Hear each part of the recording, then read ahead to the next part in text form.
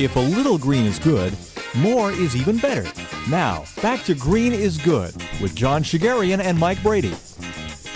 Welcome back to Green is Good, and we're so honored today to have Wendy Gordon on from New York City, New York, my hometown.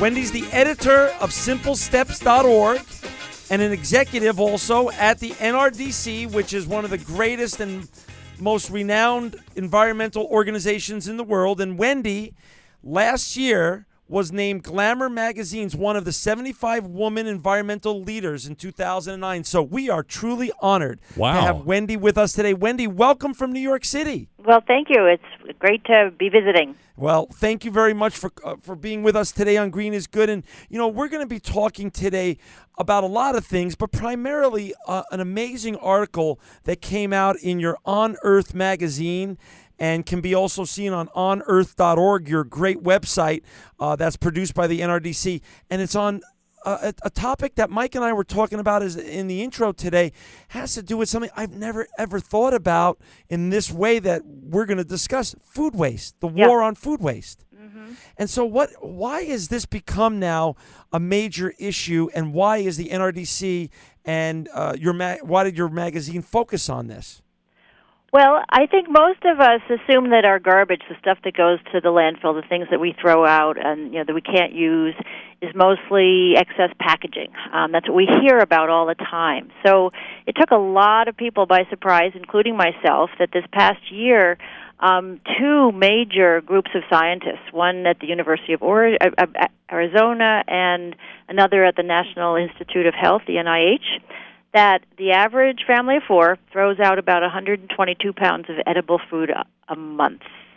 And if you look at that at a city level, a municipal level, about 13% of all our solid waste consists of food scraps that we could be eating, and not just from our homes, but from restaurants and cafeterias and institutions, hospitals, etc.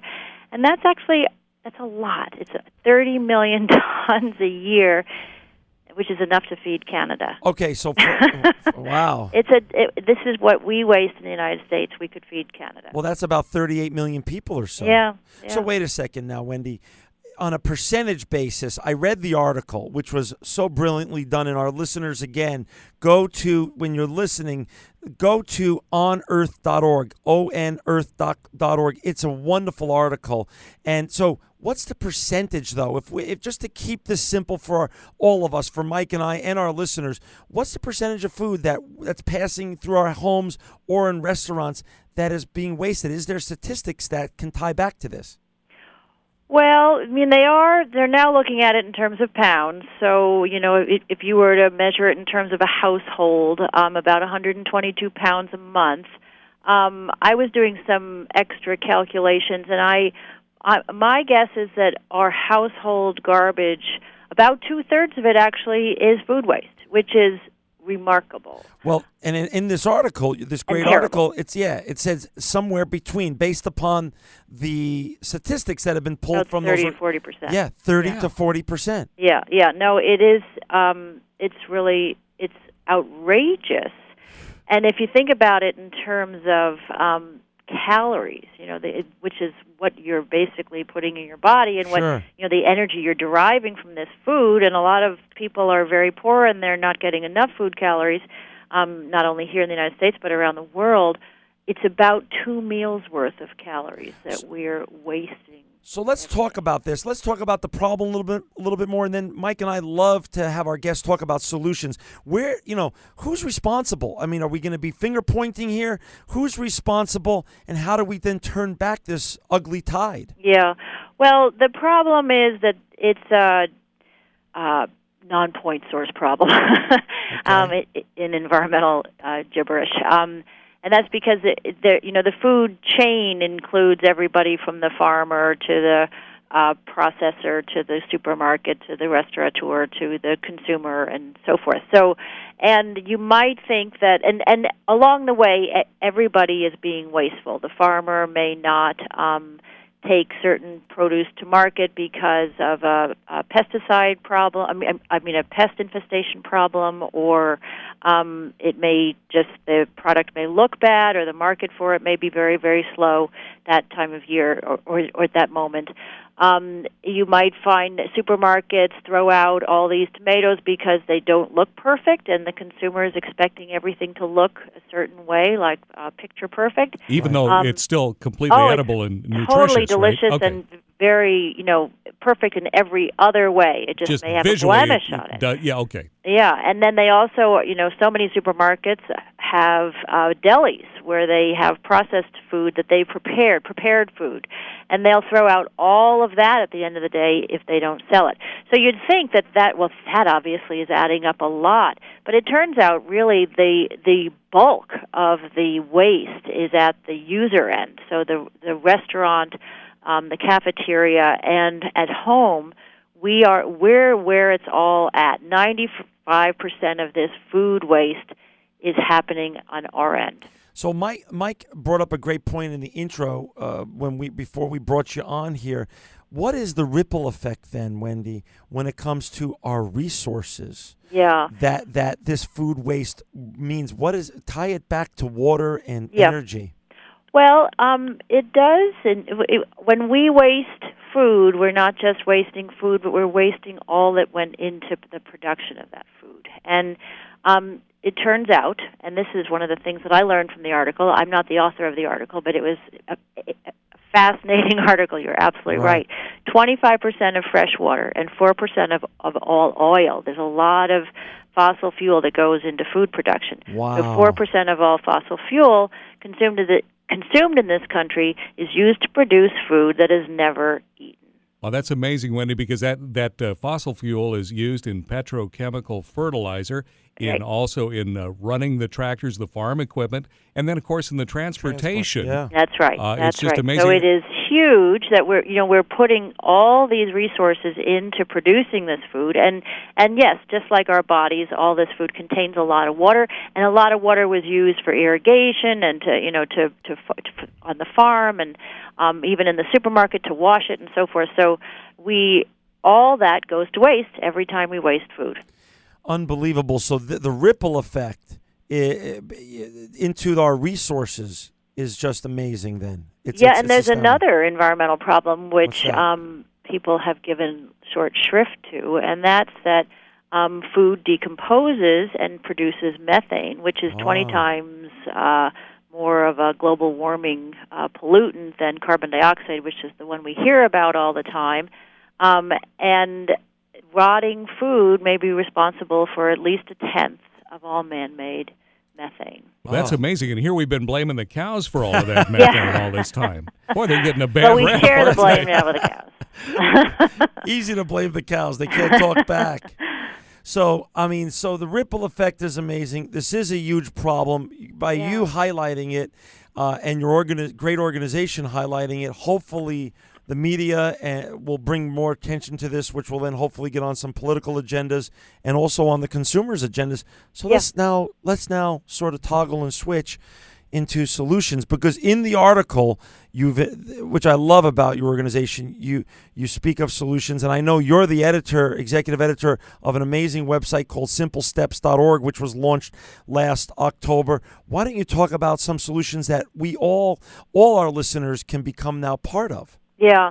Well, this is a problem that actually we at the consumer level will have to figure out how to address. There definitely is need for some policy solutions too, but there's a lot that we can do in order to cut down on our food waste at home, and also the restaurant waste.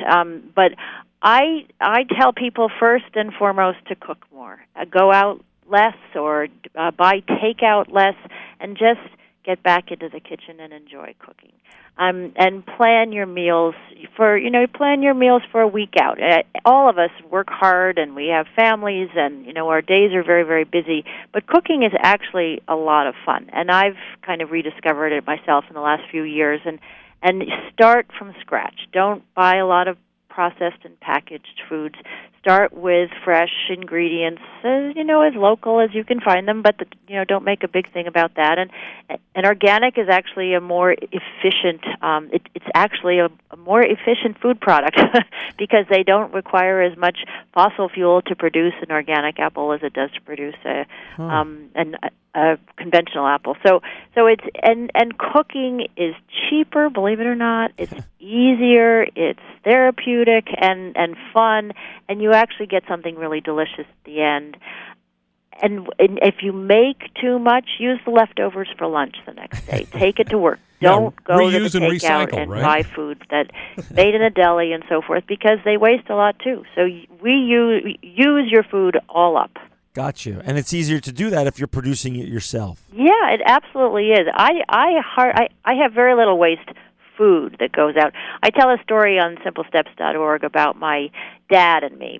My mom died not too long ago, and so I spent a lot of time with my father. Well, he's a really conservation-minded person and has always been, so I've learned a lot from him. But he has a big dog and a cat, and he likes to feed grind up chicken bones for them, and I like to make chicken soup. So I make it. I roast a chicken every week, and then my husband and I and our kids, we nibble on the chicken all week long, and then I turn the chicken bones into soup stock, and then I give my dad the bones to grind up for for the dog. Talk about nothing being wasted, Mike. Yes, I mean, this is like... So absolutely everything is used and reused, used many times, and we feed not only 5 people, but 2 animals. Well, there you go, and you're cutting back on having to go out and buy dog food separately for that. It's like the Native Americans when the Pilgrims first came to this land, and progressed westward. Wow, the westward migration, they found out, hey, that's a great idea. Use the entire buffalo. Yeah. Makes sense. Yeah, no, I've not made a chicken soup yet, but out of the skin, but maybe there'll be a use for that. And stuff your pillows with the feathers, maybe? I don't know. That's right. There you go. What are the other tips that you could share? I mean, and talk a little bit about this great website, simplesteps.org, and some of what our listeners can find on your website, and how can they start, again, pushing back on this food waste tide. Sorry, I didn't mean to jump on you, but another way that we at home and in our towns can make a difference on the food waste problem is to compost, and that actually is very simple. And so on the simplesteps.org site, we have a slideshow that shows you how to build your own composter, and also it's more of a how to use how to maintain your compost. That just gives you some tips and advice on how to keep it healthy and so forth. Now, more and more towns are actually offering a composting service that would be provided for homeowners as well as for institutions. San Francisco, where you are, is one of the leaders in this. But other cities are doing the same thing in towns and so forth. Here in my town of New York City, it's not quite as advanced as San Francisco, but we do have composting pickup stations or drop-off stations at a lot of the farmers markets. So there are ways for you to reduce the food waste that you throw out with the trash that goes to the landfill by composting. So on simplesteps.org, you show people. We show you how to make one. Perfect. Great. So composting. And then we give basic recipes essentially for how, what is compost and how do you keep it healthy. I'm on that site right now, and it really is the dynamic leads up there. I mean, a restaurant grows its own food, so you got a great article there. I see where you're talking about how to start your own composting pile, and even something for natural food dyes. I mean, this is really amazing, and there's some great gardening tips, even how to start. This looks like it was done for me, like a Start Your Garden for Dummies. This is great. Yeah, no, we do it. We've recently posted an article on how to get ready for, the growing season. And my garden is actually one of my favorite pastimes. I love working in the garden. And I love what I get out of the garden, but it's really fun in the beginning when it's like planting seeds in a graveyard. So it's very bleak but fun. I actually, on our site, there's an ad for a great website called notakeout.com, and it's new. And it's 2 guys that started it about a year ago, and they they basically just give recipes, really simple recipes, and the shopping list along with it, just for making more of your food from scratch and doing it yourself and reducing your takeout. And the reason I focus on the takeout thing is because takeout restaurants are some of the sort of the problem sites for food waste, because they're excessive in all respects, and they throw out a lot of food that doesn't get eaten. They're cooking a lot of food on site, and they just are a problem. Besides the food itself, they also have the packaging problem. Wendy, so wait a second. Let's talk about this for a little bit. So notakeout.com is a new site, and that resource can be found on simplesteps.org. Yeah, we have a relationship with them, but there's an ad. There's a nice ad on a lot of our pages. Got it. Okay. And now, but talk about this. I grew up in New York City, and you are working there, and you live there. It's one of the greatest restaurant towns in the world. Yeah, no, absolutely. And so when we see all this waste in the restaurants, what can our listeners who are restaurateurs or who work in restaurants or who have access to the restaurant industry, how can they start also helping push back on the food waste tide? Yeah, no, well, that's a very good question and a good thing to raise, because there are, at least here in New York City, and I'm sure it's everywhere too, but there's a city harvest is here. Oh. And I'm sure you have similar programs that basically pick up waste of food that's not going to be eaten from restaurants and cafeterias and takeout shops and so forth, and provide them to the poor and feed the homeless and so forth. So those sort of programs really need the support, and the City Harvest serves as the kind of distribution system. So they do the pickup and they do the drop-offs, and it's a very, very important service that is provided by them to the restaurants so that they can reduce their waste. That was the one that was started by Danny Meyer? Or somebody like that? That could be, yeah. You're reaching back. Reaching back, yeah, no kidding, huh? So has that been replicated though in other cities? Oh, I'm sure that's Good. available in other places. Great. Yeah. So what else on simplesteps.org besides notakeout.com, which I'm going to go look at tonight, which sounds like a great website? I'm looking at it right now, Yeah. and I'm starving. I'm looking at a great salmon and asparagus recipe. Yeah, I don't want to plug for him too much, but they also they have it's not an app, but they send you an email every day with your shopping list. Wow. So if you are an urbanite and you do a lot of your shopping on a daily basis for your evening meal, sure, it's a great little thing. Great. What other steps on simplesteps.org that our listeners can avail themselves of and you want to share back? Well, we cover a lot of food topics, Okay. so we really think through with you every step of the way. We offer shopping advice and cooking advice, but everything kind of comes together in our Eating Well section, which is really about your health and the health of the planet, and how to. And honestly, it's how to bring pleasure back into our food system. We've kind of, I don't know what we did, but we sort of squeezed the pleasure out of our food. Everything over became the last 50 years. You're right. Faster food meant, just faster didn't always mean better. Yeah, well, and that's a very good point, and it reminds me of the fact that part of the problem is that we've created this extremely cheap food system. And so food has no value to us, which is, I think, why we have this food waste problem. Great point. Because it's so Great cheap. point. You can get too much, and you buy too much, and though we're eating more and getting fatter, as a result, we're also wasting more. But that's the great point about the obesity epidemic in this country. Yeah, no, and so it all ties together. And not that I'm not trying to encourage food prices to go up, but I do think that we as an individual, as families, as a community, we need to kind of value our food in different ways. And maybe we eat a smaller portion of meat, but we get better quality meat and meat that's been grass-fed.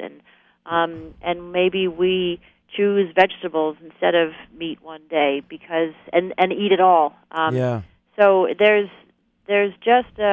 a lot of adjustments that we can make to our basic lifestyle that will ultimately improve our overall eating habits, but also our hopefully get at this wastefulness problem. Wendy, I'm going to switch. We're down to the last 2 minutes, and I'm going to switch topics a little bit here. I want our listeners, first of all, to, again, go back to the great website onearth.org or simplesteps.org. But I want to talk in the last 2 minutes about the great organization that you work for, that Mike and I are so honored to have on today. This is the first time ever we've had a member of the NRDC, an executive member on the NRDC, from the NRDC on our show. And so talk a little bit about NRDC.org and some of the other issues that you're tackling right now, because obviously we're going to have you and some of your colleagues back on as the year goes on, and we just think the world of the NRDC. What are you guys up to besides the food waste? Talk about some of the high level issues that you're tackling right now. Yeah, okay. Well, NRDC is actually celebrating its 40th anniversary this year, along with wow. Earth Day. Congratulations. So it is one of the oldest modern environmental organizations. Began about the same time that EPA began, the Environmental Protection Agency. It was started more or less as the law firm for the environment. So we really we go out of our way to protect every kind of environmental, you and animals and wilderness, and so we're conservationists, and we are involved in all the health and environmental issues that you can imagine. I think front and center on everybody's plate is the energy and climate legislation that is being considered and talked about now. We just heard from President Obama yesterday about fuel efficiency standards coming into place today. They'll roll out over time. But so global warming and climate change is very, very important in increasing America's competitiveness with China and with Germany and others that seem to have leapfrogged in front of us in terms of clean tech and clean energy, and we really want to be a part of that new economy, and that's something that NRDC focuses on. Well, perfect. And let me I'm going to stop you there, because I know we talked list. Well, we've talked off air about other things that you're working on right now that you're going to come back on, thankfully, and speak about. So I just want to send our listeners, besides to onearth.org, to simplesteps.org, and lastly, learn more about the NRDC and go support them, and go to nrdc.org. Wendy Gordon, we thank you for coming on from New York City today. You were tremendously informational and also inspirational. And Wendy Gordon, truly, you are living proof that green is good. Well, thank you very much. And green is good, and you both are very good.